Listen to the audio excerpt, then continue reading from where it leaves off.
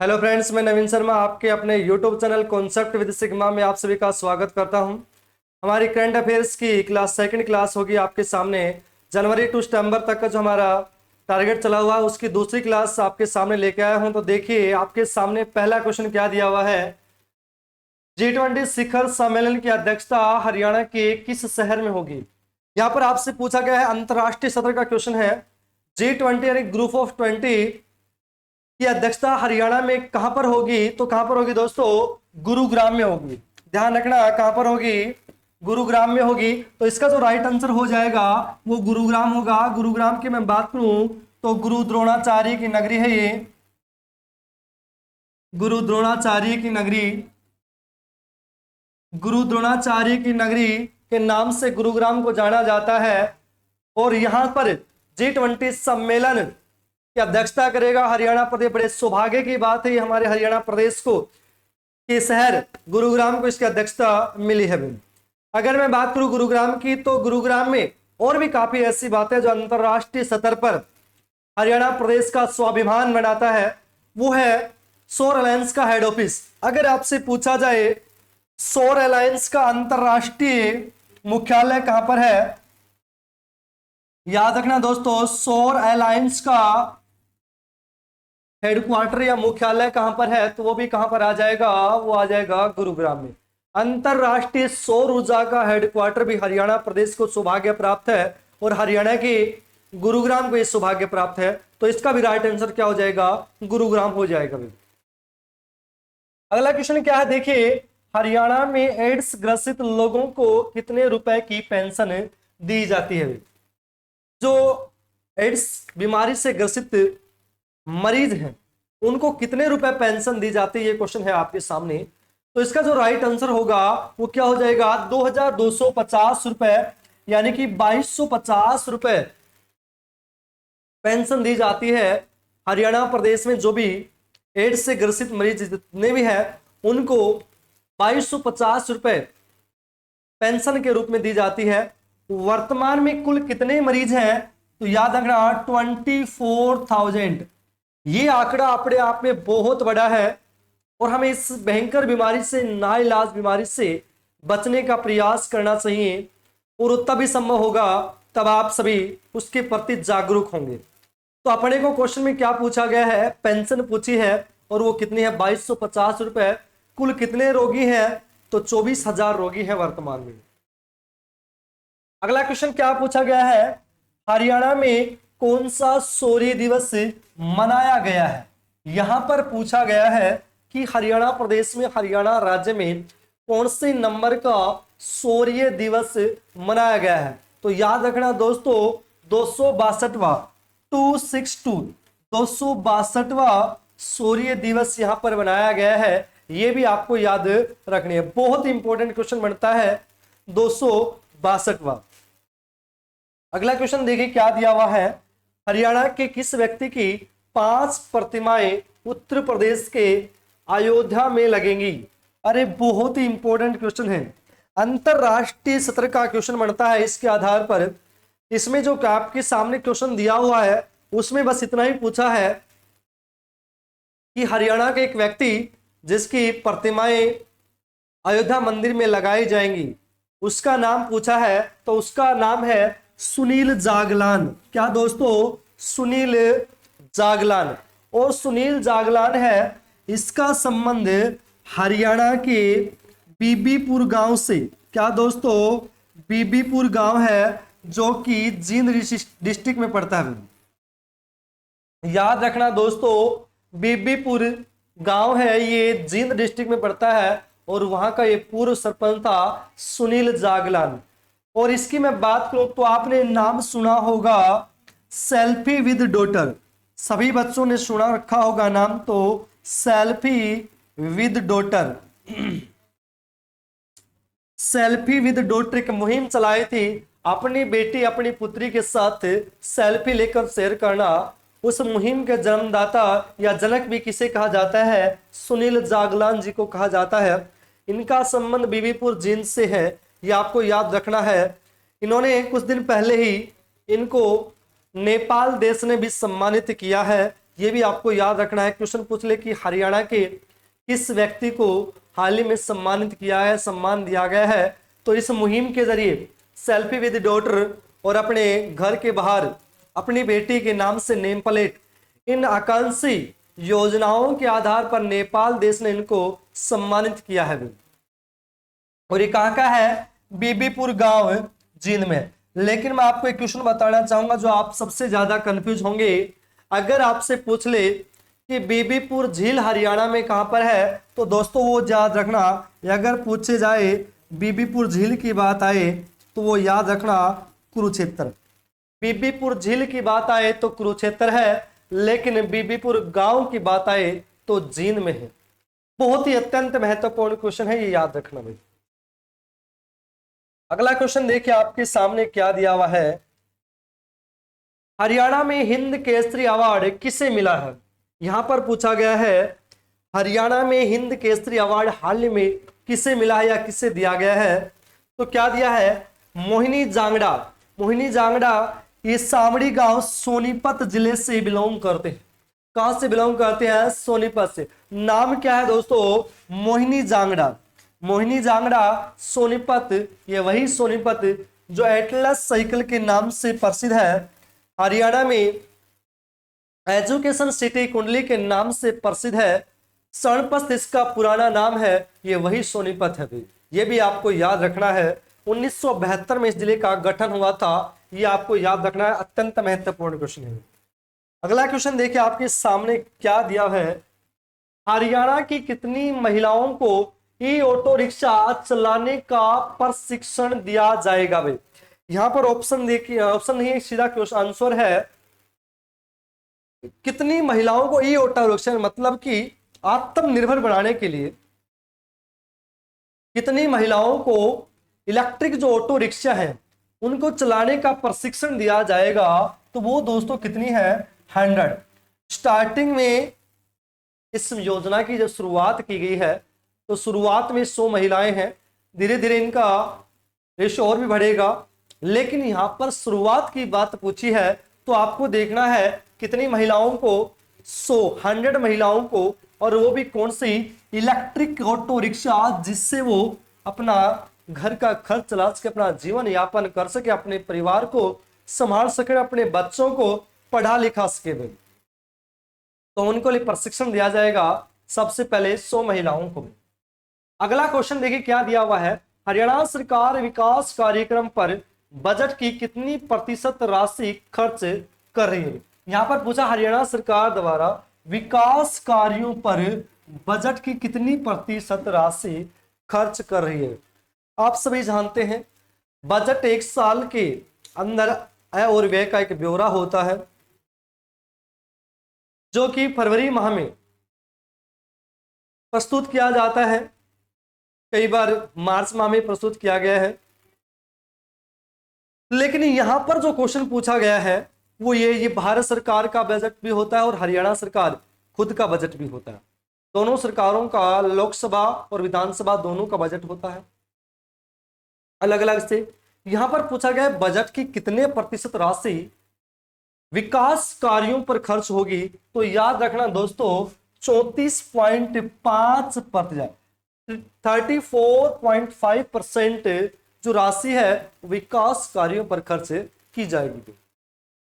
अगला क्वेश्चन है बेटी बचाओ बेटी पढ़ाओ योजना का मूल्यांकन कौन सा विश्वविद्यालय करेगा भाई?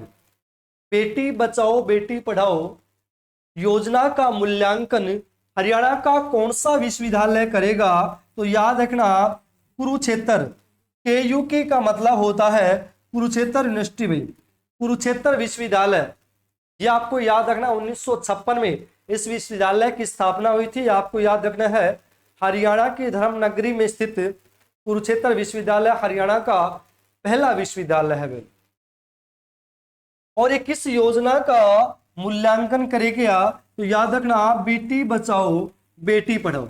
बेटी बचाओ बेटी पढ़ाओ योजना की शुरुआत 22 जनवरी 2015 को पानीपत डिस्ट्रिक्ट से भारत के प्रधानमंत्री नरेंद्र मोदी जी द्वारा इनका आगाज किया गया था। कुछ दिन पहले इसका नाम बदल दिया गया है और वो कर दिया है बदलाव, BADLAV, बदलाव इसका नया नाम कर दिया गया है। और बदलाव का पूरा नाम होता है बेटी आपा धन लक्ष्मी एवं विजय लक्ष्मी, ये इसका नाम है। देखिए ये का मतलब आपा करना है, न कि अपना करना है। यह नहीं करना कि बेटी अपना या अपनी धन लक्ष्मी, नहीं, बेटी आपा धन लक्ष्मी एवं विजय लक्ष्मी इसका नया नाम है। स्टार्टिंग में इस नाम के बारे में चर्चा स्मृति ईरानी के द्वारा दी गई थी, लेकिन अपने को जो याद रखना है, हरियाणा जीके के लिहाज से बेटी बचाओ बेटी पढ़ाओ योजना पर मूल्यांकन कौन सा विश्वविद्यालय करेगा, तो कुरुक्षेत्र विश्वविद्यालय करेगा। शुरुआत पूछे तो 2015 में। हरियाणा में बेटी बचाओ बेटी पढ़ाओ की ब्रांड एम्बेसडर कौन है, तो वो है दोस्तों साक्षी मलिक है। साक्षी मलिक है, वो वर्तमान में बेटी बचाओ बेटी पढ़ाओ या बदलाव की ब्रांड एम्बेसडर है। हालांकि हरियाणा की कुछ जिलों ने अपनी अलग अलग भी बनाई है, जैसे कि मैं एग्जाम्पल के तौर पे लूँ तो सिरसा की बेटी बचाओ बेटी पढ़ाओ अकेले सिरसा जिले की सविता पुनिया है। ठीक है भाई, तो ये आपको याद रखना है। लेकिन पूरे हरियाणा की कौन है दोस्तों, साक्षी मलिक। और साक्षी मलिक का संबंध है मोखरा गांव, रोहतक से इनका बिलोंग करती है। मोखरा गांव रोहतक से बिलोंग करती है साक्षी मलिक भी। ये बेटी बचाओ बेटी पढ़ाओ की ब्रांड एम्बेसडर है। अगला क्वेश्चन देखिए आपके सामने क्या दिया हुआ है।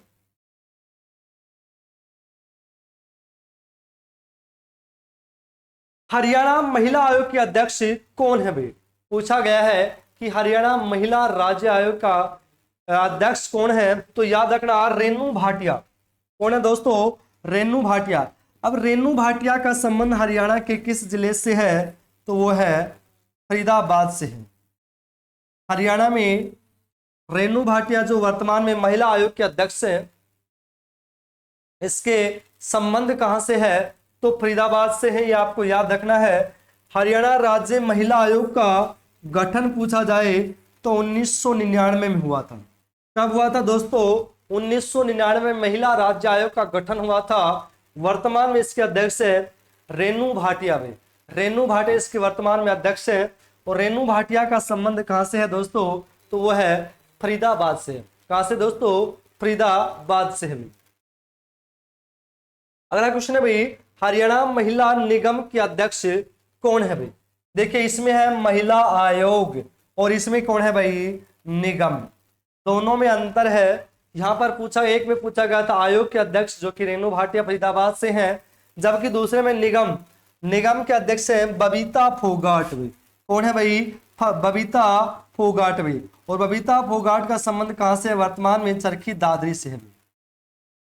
वर्तमान में कहां से दोस्तों, तो दादरी से है। तो क्वेश्चन क्या बनेगा, महिला हरियाणा महिला निगम के अध्यक्ष पूछे तो बबीता फोगाट, जबकि आयोग के अध्यक्ष पूछे तो रेनू भाटिया आएगा। अगला क्वेश्चन देखिए क्या दिया हुआ है। अगला क्वेश्चन है, हरियाणा शिक्षा विभाग का पहला ऑडिटोरियम किस जिले में बनाया गया है। यहां पर पूछा गया है हरियाणा प्रदेश में हरियाणा राज्य का पहला शिक्षा विभाग का ऑडिटोरियम किस जिले में बनाया गया है, तो याद रखना हरियाणा की छोटी काशी, हरियाणा की छोटी काशी कैथल में भी। याद रखना दोस्तों कहां पर है, हरियाणा की छोटी काशी कैथल में बनाया गया है। हरियाणा की छोटी काशी कैथल में। अब क्वेश्चन आपसे पूछा जाएगा 1989 में हरियाणा का जिला बना था। छोटी काशी को क्यों कहा जाता है, नवग्रह कुंडों के कारण। किसको दोस्तों, नवग्रह कुंडों के कारण इसको हरियाणा की छोटी काशी बोला जाता है। याद रहेगा सभी को, नवग्रह कुंडों के कारण। और हरियाणा की काशी बोला जाता है, वो बोला जाता है भिवानी को, मंदिरों की अधिकता के कारण काशी बोला जाता है भिवानी को, जबकि छोटी काशी बोला जाता है कैथल को। अगला क्वेश्चन है भाई, किस शहर में हरियाणा की मिट्टी से जाट भवन बनाया जाएगा। ये बहुत अत्यंत खुशी की बात है। भारत नहीं बल्कि विदेशों में हरियाणा का नाम चर्चा में है और वो किस देश में है? एक जाट भवन का निर्माण किया जाएगा और वो किस देश में किया जाएगा? लंदन में किया जाएगा। हरियाणा की माटी, हरियाणा की मिट्टी से निर्मित एक जाट भवन कहां पर बनाया जाएगा? तो लंदन में बनाया जाएगा। कहां पर दोस्तों? लंदन में। बहुत ही महत्वपूर्ण क्वेश्चन है, लंदन में बनाया जाएगा भी। अगला क्वेश्चन है, केंद्र सरकार की वीर गाथा परियोजना में किस हरियाणवी का चयन हुआ है? बहुत ही महत्वपूर्ण क्वेश्चन है कि हरियाणा की किस महिला का, किसका चयन हुआ है केंद्र सरकार की वीर गाथा परियोजना में? आपको सभी जानते हैं, बड़ा ही इंपॉर्टेंट क्वेश्चन बनता है।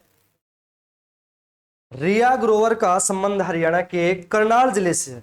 अगर आपसे क्वेश्चन पूछ लिया जाएगा कि रिया ग्रोवर का संबंध हरियाणा में किस जिले से है, तो आ जाएगा दोस्तों करनाल से। करनाल जिले से बिलोंग करती है रिया ग्रोवर, जिन पर केंद्र सरकार की वीर गाथा परियोजना पर हरियाणवी का चयन हुआ है। उसका नाम है रिया ग्रोवर और उसका संबंध कहां से है? करनाल से। अगर आपसे पूछा जाए इसको क्यों सम्मानित किया, इसका चयन क्यों हुआ है, तो आप याद रखना कैप्टन वरुण की गाथा, कैप्टन वरुण की जीवन गाथा का इन्होंने परिचय दिया है, इसके कारण इसका चयन हुआ है।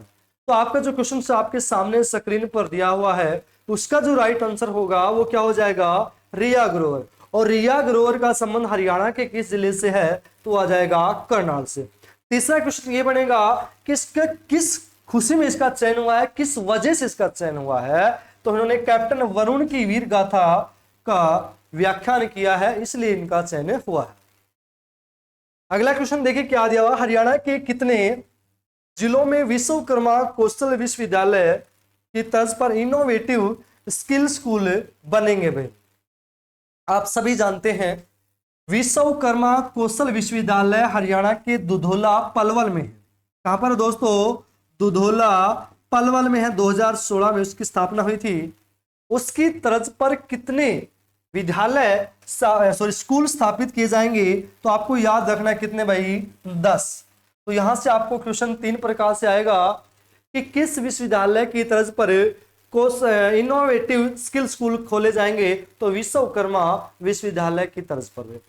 दूसरा क्वेश्चन ये बनेगा कि विश्वकर्मा कौशल विश्वविद्यालय है कहां पर? तो दुधौला में है।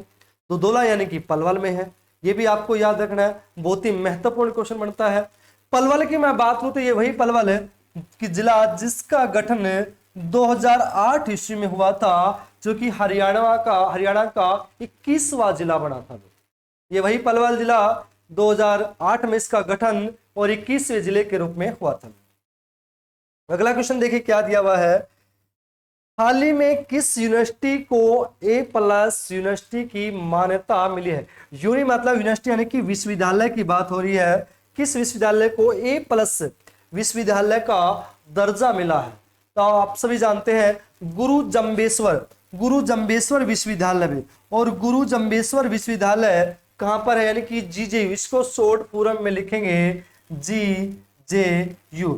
गुरु जम्बेश्वर विश्वविद्यालय ये है कहां पर? तो ये है आपका हिसार डिस्ट्रिक्ट में। कहां पर आ जाएगा दोस्तों? हिसार डिस्ट्रिक्ट में है। और इसका गठन की मैं बात करूं, इसकी स्थापना की मैं बात करूं तो 1995 में इसकी स्थापना हुई थी इस विश्वविद्यालय की। ये आपको याद रखना। इसको हाल ही में कौन सा ग्रेड मिला है? तो A+ ग्रेड के में शामिल किया गया, या A+ ग्रेड इसको प्राप्त हुआ है। तो बहुत ही महत्वपूर्ण क्वेश्चन है विश्वविद्यालयों से संबंधित। और विश्वविद्यालयों की मैं बात करूं तो आपसे यदि पूछ ले कि हरियाणा प्रदेश का, यहां पर नोट कर देता हूं, हरियाणा का पहला विश्वविद्यालय कौन सा है? तो आ जाएगा कुरुक्षेत्र विश्वविद्यालय। और हरियाणा में यानी कि हरियाणा बनने के बाद, देखो यहां पर बात आपको समझने की जरूरत है। हरियाणा का यानी कि हरियाणा का है, वो हरियाणा बनने से पहले का भी है, हो सकता है, तो वो आ जाएगा कुरुक्षेत्र विश्वविद्यालय 1956 में। लेकिन हरियाणा में यानी कि 1 नवंबर 1966 के बाद की बात हो रही है, तो उस समय हमारा पहला होगा वो हो जाएगा HAU, Haryana agriculture university. HAU ये हरियाणा एग्रीकल्चर या हरियाणा कृषि विश्वविद्यालय के नाम से इसको जाना जाता है। वर्तमान में इसका नाम चौधरी चरण सिंह कृषि विश्वविद्यालय है। इसकी स्थापना की मैं बात करूं तो 1970 में 1970 में हुआ था, जबकि चौधरी चरण सिंह का नाम 1991 में जोड़ा गया था। हरियाणा कृषि विश्वविद्यालय के रूप में 1970 में, जबकि चौधरी चरण सिंह इसका नाम जोड़ा गया, वो जोड़ा गया 1991 में। इसकी क्षेत्रीय इकाई बावल रेवाड़ी में स्थापित, यानी कि इसकी मिनी ब्रांच कह सकते हैं हमें। इसकी क्षेत्रीय इकाई वो है बावल रेवाड़ी में। बावल रेवाड़ी में इसकी क्षेत्रीय इकाई है किसकी? HAU, हरियाणा एग्रीकल्चर यूनिवर्सिटी या चौधरी चरण सिंह कृषि विश्वविद्यालय। तो ये भी आपको ध्यान रखना है। अगला क्वेश्चन देखिए आपके सामने क्या दिया हुआ है, बहुत ही महत्वपूर्ण क्वेश्चन है। ये सारी बातें आपकी कंप्लीट हो गई। गुरु जम्बेश्वर विश्वविद्यालय 1995, इसका वाइस चांसलर कौन है? BR कंबोज, बलदेव राज कंबोज। देखिए वीसी बदलते रहते हैं, वीसी मतलब वाइस चांसलर, और एक होता है ओनली चांसलर। चांसलर एक ही होता है, जबकि वीसी सभी विश्वविद्यालयों के अलग अलग होते। चांसलर सभी विश्वविद्यालय, हरियाणा के जितने भी विश्वविद्यालय हैं उनका सभी का एक ही होगा, हरियाणा का राज्यपाल। कौन होगा दोस्तों? राज्यपाल भाई। और वर्तमान में हरियाणा के जितने भी विश्वविद्यालय हैं उन सभी का चांसलर कौन है? तो श्रीमान बंडारू दत्तात्रेय, जो कि हरियाणा के राज्यपाल हैं, वो सभी यूनिवर्सिटियों के चांसलर, जबकि वाइस चांसलर सभी विश्वविद्यालयों के अलग अलग होंगे। और हरियाणा में केवल एक ही सेंट्रल यूनिवर्सिटी है, उसका चांसलर राष्ट्रपति होगा भारत का, जो कि वर्तमान में श्रीमती द्रौपदी मुर्मू जी हैं, वो इसकी चांसलर है। उसका वाइस चांसलर अलग होता है, पहला RC कुहाड़ था, वर्तमान में कौन है ये आपको हमारे कमेंट बॉक्स में बताना है, बहुत ही इंपॉर्टेंट है। पहला RC कुहाड़ था, हमारे एकमात्र हरियाणा की सेंट्रल यूनिवर्सिटी स्थापित जयंतपाली महेंद्रगढ़ डिस्ट्रिक्ट में एकमात्र है। उसका VC आपको हमारे कमेंट बॉक्स में इसका रिप्लाई देना है। अगला क्वेश्चन देखिए क्या है, हरियाणा सरकार संस्कृत के कितने विद्यार्थियों को स्कॉलरशिप देगी भाई? यहां पर हरियाणा नहीं बल्कि भारत की सबसे प्राचीन भाषा को बढ़ावा देने के लिए ये योजना चलाएगी है। तो पूछा गया है कितने विद्यार्थियों को स्कॉलरशिप देगी और कितने रुपए देगी? तो ध्यान रहे 1339 विद्यार्थियों को स्कॉलरशिप देगी और कितने रुपए देगी? 10,000 रुपए प्रति वर्ष, यानी कि एक वर्ष में 10,000 रुपए देगी भाई। एक वर्ष में 10,000 रुपए स्कॉलरशिप के रूप में देगी। कितने विद्यार्थियों के देगी? तो 1339 विद्यार्थियों को देगी भाई। ये आपको याद रखना बहुत ही महत्वपूर्ण है। संस्कृत की मैं बात करूं तो संस्कृत ये हरियाणा की नहीं बल्कि भारत की प्राचीन भाषा है, प्राचीनतम भाषा है, अत्यंत प्राचीन, जो हमारी संस्कृति को दर्शाती है। हरियाणा और भारत दोनों की संस्कृति को दर्शाती है संस्कृत भाषा में। अगला क्वेश्चन देखिए क्या है, ICC अंडर-19 T20 विश्व कप की कप्तान कौन बनी? भाई आप सभी जानते हैं कुछ दिन पहले महिलाओं का अंडर-19 T20 वर्ल्ड कप हुआ था, उसका कप्तान कौन बनी है? तो शेफाली वर्मा बनी है। और शेफाली वर्मा का संबंध कहां से है दोस्तों? तो वो है रोहतक से, और इन्होंने ये वर्ल्ड कप जीत भी लिया है। बहुत ही बेहतरीन प्लेयर है ये हरियाणा की टीम के, सॉरी भारत की टीम के अंडर-19 की हरियाणा की प्लेयर रोहतक जिले से बिलोंग करती हैं। शेफाली वर्मा बहुत ही धमाकेदार बल्लेबाज भी हैं और बॉलिंग भी करती हैं, मोस्टली ओपनिंग करती हैं और जमकर रन बटोरती हैं, चौके छक्के के लिए जाने जाती हैं शेफाली वर्मा। और इनका संबंध हरियाणा के कौन से जिले से है? जो कि हरियाणा की राजधानी, राजनीतिक राजधानी के रूप में जाना जाता है रोहतक, वहां से बिलोंग करती है। अगला क्वेश्चन देखिए, गणतंत्र दिवस पर हरियाणा के कितने पुलिस अधिकारियों को सम्मानित किया गया है? यहां पर पूछी गई है गणतंत्र यानी कि 26 जनवरी 2023 की बात हो रही है। गणतंत्र दिवस पर हरियाणा के कितने पुलिस अधिकारियों को सम्मानित किया गया है? तो 14 पुलिस अधिकारियों को सम्मानित किया गया है। बहुत ही महत्वपूर्ण क्वेश्चन है, 14 पुलिस कर्मियों को सम्मानित किया गया है। किस पर भाई? गणतंत्र दिवस पर। बहुत ही महत्वपूर्ण क्वेश्चन है, गणतंत्र दिवस और एक स्वतंत्रता दिवस गणतंत्र दिवस हमारा जिस दिन संविधान लागू हुआ था 26 जनवरी 1950, उसके उपलक्ष्य में प्रति वर्ष 26 जनवरी को गणतंत्र दिवस के रूप में मनाया जाता है। बहुत ही खुशी का पर्व होता है, ये आपको याद रखना है। अगला क्वेश्चन देखिए क्या दिया हुआ है। गणतंत्र दिवस पर हरियाणा की झांकी का नेतृत्व किसके द्वारा किया गया था? ये उससे भी अत्यंत महत्वपूर्ण, गणतंत्र यानी कि 26 जनवरी पर जब झांकी निकलती है अलग अलग राज्यों की, आपने देखा होगा, तो उस पर हरियाणा का झांकी का नेतृत्व किसने किया था? तो याद रखना दिव्या नोकवाल। अब बात आती है दिव्या नोकवाल की, ये हरियाणा के किस जिले से बिलोंग करती है? तो टोहाना पड़ता है फतेहाबाद में, फतेहाबाद जिले से बिलोंग करती है। और फतेहाबाद जिले के गांव है टोहाना। आप सभी जानते हैं टोहाना अपने आप में बहुत मशहूर है। हरियाणा में नहरों का शहर भी कहा जाता है किसे भाई? टोहाना को। हरियाणा में नहरों का शहर भी कहा जाता है टोहाना को। और इसका करंट का क्वेश्चन एक और बनेगा, हरियाणा में न्यू वुड लकड़ी उद्योग कहां पर स्थापित किया जा रहा है? तो वो भी कहां पर लगाया जा रहा है दोस्तों? टोहाना में लगाया जा रहा है। टोहाना तुर्स ऋषि के नाम से बसाया गया शहर बहुत ही फेमस है और ये हरियाणा के पिंक सिटी यानी कि फतेहाबाद में स्थित है। और इसकी बेटी दिव्या नोकवाल, फतेहाबाद जिले की बेटिया दिव्या नोकवाल ने हरियाणा की गणतंत्र दिवस की जो झांकी है उसका नेतृत्व किया था। बहुत ही महत्वपूर्ण क्वेश्चन है। अगला क्वेश्चन देखिए क्या दिया हुआ है, हरियाणा के कौन से विभाग की झांकी प्रथम रही? देखिए हरियाणा जब अपने अलग अलग डिपार्टमेंटों की जब झांकी निकालता है तो उससे प्रथम हरियाणा की कौन से विभाग की झांकी प्रथम रही थी? तो याद रखना दोस्तों, वन विभाग की, फॉरेस्टर विभाग की झांकी वो प्रथम रही थी और सेकंड रही थी शिक्षा विभाग की। वन विभाग की प्रथम, आप सभी जानते हैं हरियाणा के वर्तमान में 1603 वर्ग किलोमीटर पर टोटल वन है, यह भी आपको पता होना चाहिए। हरियाणा प्रदेश के कुल क्षेत्रफल भाग पर 1603 वर्ग किलोमीटर भाग पर क्या है? वन है। यह भी आपको पता होना चाहिए। 1603 सबसे ज्यादा पंचकुला में है और सबसे कम क्षेत्रफल की दृष्टि से पलवल जिले में है, यह आपको ध्यान रखना है। शिक्षा विभाग की मैं बात करूं तो यह हरियाणा राज्य शिक्षा विभाग या इसको हम दूसरा नाम बोलते हैं भिवानी बोर्ड भी, ये इसकी झांकी दूसरी रही थी। भिवानी बोर्ड की मैं बात करूं तो इसको स्टार्टिंग में चंडीगढ़ में 1969 में इसकी स्थापना हुई थी। 1981 में इसको भिवानी में ट्रांसफर कर दिया गया। वर्तमान में हरियाणा शिक्षा विभाग या भिवानी बोर्ड का जो अध्यक्ष है वो वीपी यादव है, वो भी आपको याद रखना है, बहुत ही महत्वपूर्ण क्वेश्चन बनता है।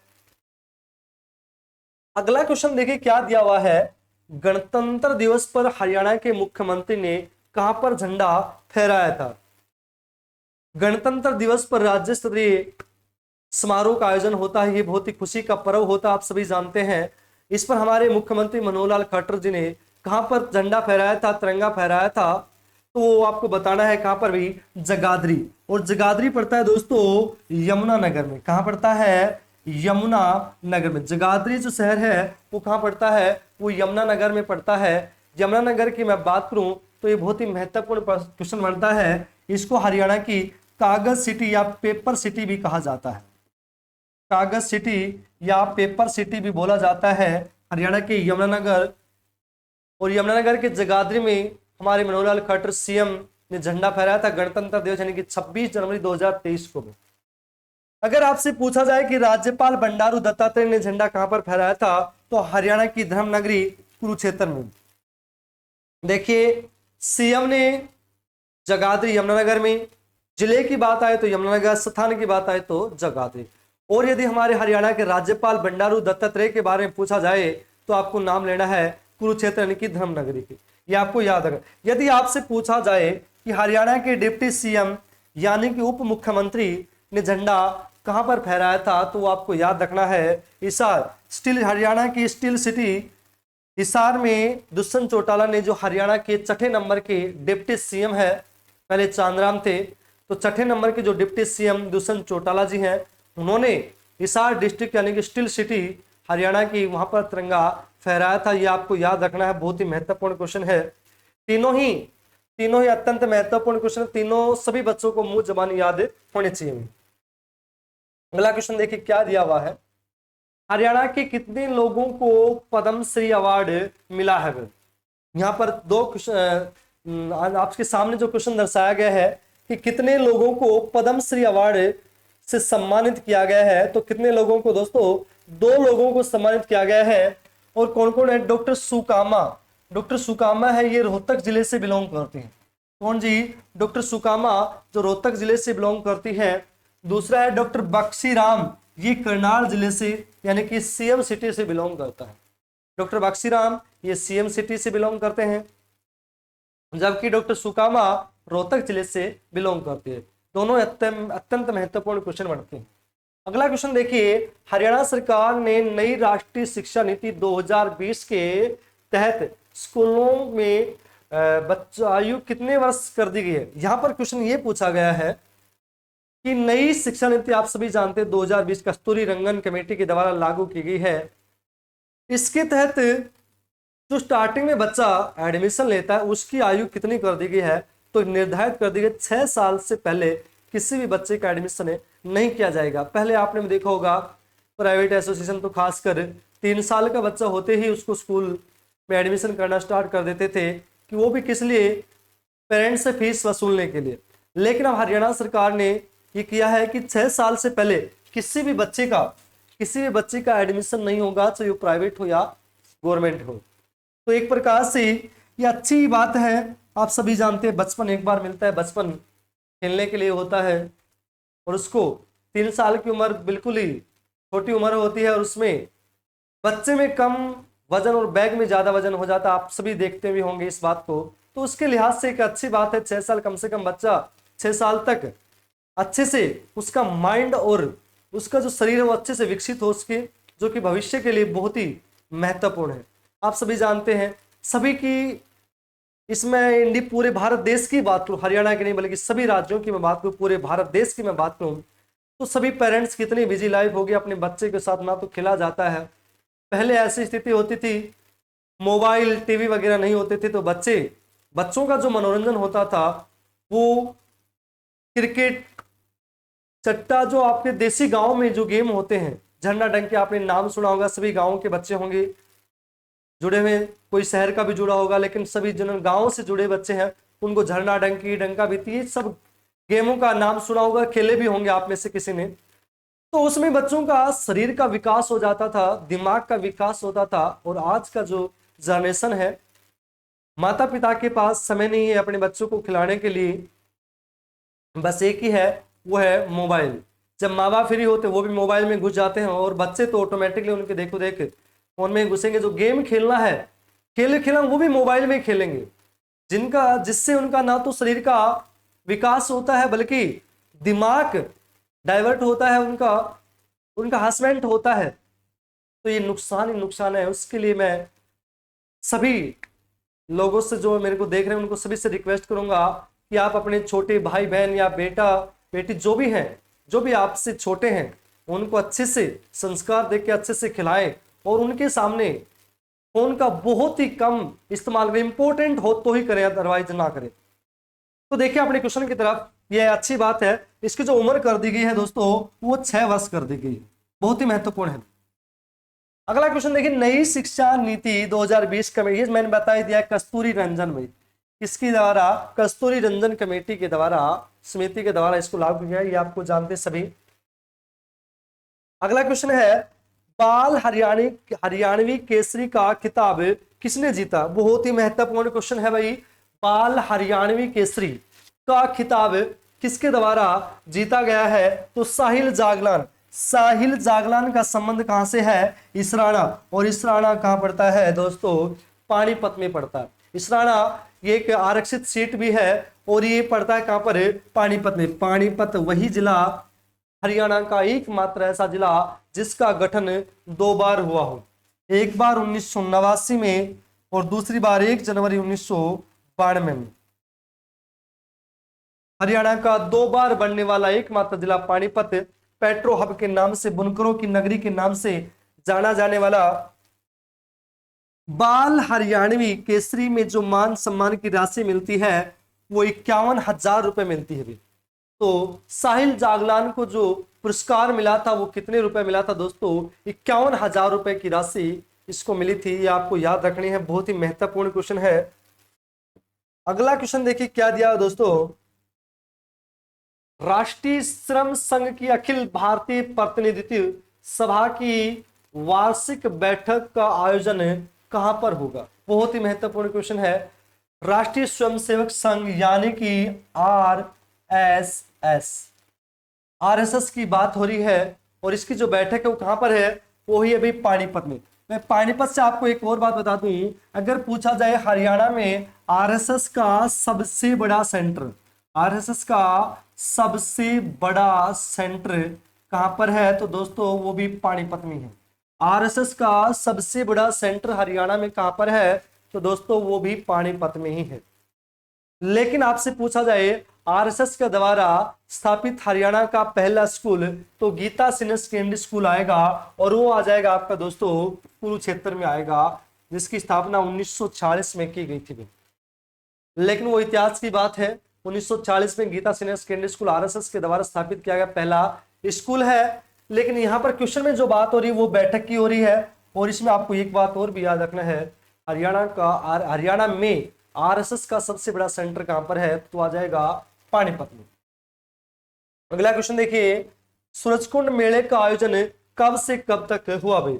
यहां पर पूछा गया है जो 2023 में जो अंतरराष्ट्रीय हरियाणा का सबसे बड़ा अंतरराष्ट्रीय क्राफ्ट मेला लगता है सूरजकुंड फरीदाबाद में, उसकी बात हो रही है। वो कब से कब तक लगा? तो याद रखना 3 फरवरी से 19 फरवरी के बीच इस मेले का आयोजन हुआ था, जो हरियाणा का सबसे बड़ा अंतरराष्ट्रीय क्राफ्ट मेला है, जिसका आयोजन फरीदाबाद के सूरजकुंड में होता है। इस मेले की मैं शुरुआत की मैं बात करूं, आरंभ की मैं बात करूं, तो इसका आरंभ हुआ था 1987 में। 1987 में पहली बार इस मेले का आयोजन किया गया था, ये आपको याद रखना है। इसके ब्रांड एम्बेसडर की मैं बात करूं तो धर्मेंद्र और हेमा मालिनी है। अंतरराष्ट्रीय क्राफ्ट मेला यानी कि सूरजकुंड मेले की मैं बात कर रहा हूं, तो इसका जो ब्रांड एम्बेसडर है वो कौन है? धर्मेंद्र और हेमा मालिनी है। ये आपको याद रखना है। हरियाणा पर्यटन विभाग के भी ब्रांड एम्बेसडर और इस मेले के भी ब्रांड एम्बेसडर है, तो ये ध्यान रखना। अगला क्वेश्चन क्या दिया हुआ है, मछली म्यूजियम कहां पर है? हरियाणा में मछली म्यूजियम कहां पर है? तो याद रखना दोस्तों कुरुक्षेत्र में है। मछली म्यूजियम हरियाणा का कहां पर है? तो याद रखना वो कहां पर है? कुरुक्षेत्र में। लेकिन आपसे पूछा जाए कि हरियाणा में मछुआरों का स्वर्ग किस जिले को कहा जाता है? तो जिला आएगा यमुनानगर। और यदि पूछा जाए किस बांध को कहा जाता है, तो हथनी कुंड बैराज को कहा जाता है। ध्यान रहे, हरियाणा में मछुआरों का स्वर्ग किस जिले को कहा जाता है? तो यमुनानगर को कहा जाता है। और यमुनानगर में स्थित हथनी कुंड बैराज, उसी को ही हथनी कुंड बैराज को ही मछुआरों का स्वर्ग कहा जाता है। जिला पूछे यमुनानगर, स्थान पूछे तो हथनी कुंड बैराज। बहुत ही महत्वपूर्ण क्वेश्चन बनता है। और पूछा जाए कि हरियाणा में मछली मंडी कहां पर है? तो आ जाएगी गुरुग्राम में। हरियाणा में मछली मंडी कहां पर है? तो आ जाएगी गुरुग्राम में। जबकि पूछा जाए कि हरियाणा में गुलाबी मछली हैचरी कहां पर है? तो आ जाएगी आपकी झज्जर में। और पूरे हरियाणा की आबो हवा सबसे बेस्ट है मछली पालन के लिए, आपको याद रखना है। अगला क्वेश्चन है भाई, झींगा मछली के उत्पादन में प्रथम स्थान किस जिले का है? झींगा मछली आप सभी जानते हैं, झींगा मछली के उत्पादन में हरियाणा में प्रथम जिला कौन सा है? तो आ जाएगा सिरसा। कौन सा जाएगा दोस्तों? सिरसा। झींगा मछली के उत्पादन में प्रथम जिला कौन सा आ जाएगा? सिरसा। ये वही सिरसा है